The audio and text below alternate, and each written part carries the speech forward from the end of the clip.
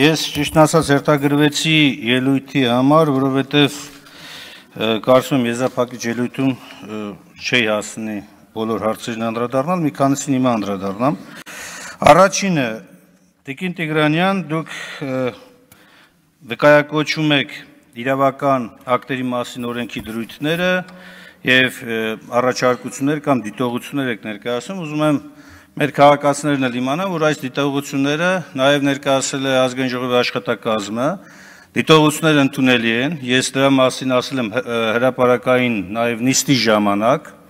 որովհետև ողջամիտ են դիտողությունները տրամաբանական են եւ ավելի կուռ են դարձնում օրենսդրական նախագիծը։ Հետևաբար այստեղից ելնել նորից խոսել մի առաջարկությունների մասին, որոնք ընդունվել են մեր կողմից,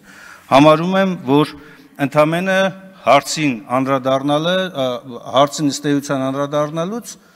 փորձում է շեղում իրականացնել։ Իսկ հարցը շատ պարզ է։ Դուք անդադ վկայակոչում եք, ասում եք դե մենք խոստացել ենք, մենք մեր խոստման տերը կլինենք եւ ասում եք ինչ կարիք կա իրավական ակտում դա ամրագրել։ Հենա կառավարության ծրագրում կա։ Ես ուզում եմ հիշեցնել ձեզ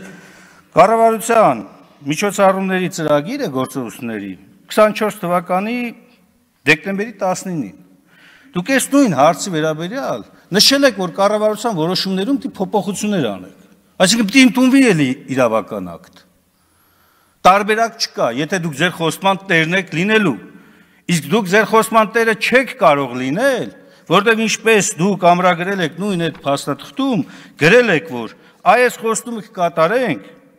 պետական բյուջե 2026 թվականի ծախսերում նախատեսված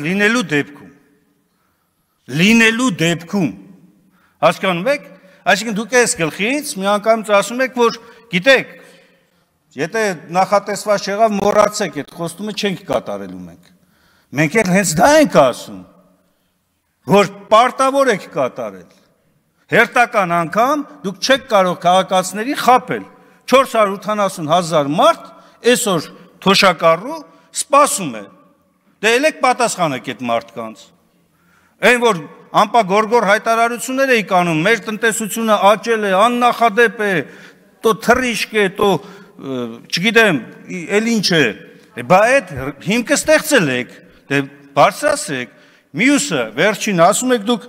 բա այն մյուս սոցիալական խոստումների մասով ինչու ձեն չեք անում, անում ենք, այ դուք այս նույն մեծամասնությունը, քանի անգամ են մերժել ընդդիմության ներկայացած նախագծերը,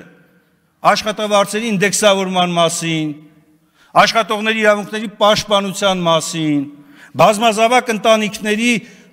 աջակցության մայր օրենքի մասին, Թադևոս Ավետիսյանը որպես հեղինակ, ներկայացրել ենք այդ, դուք այստեղ մեծամասնությունով մերժել եք դրա նույնիսկ քննարկումը, եւ սա էլ ստիպված եք քննարկելու, որովհետեւ ընդդիմության իրավունքով է, պարտադրանքով էսի մտել օրակարգ, ոչ թե ձեր բարի ցանկությամբ։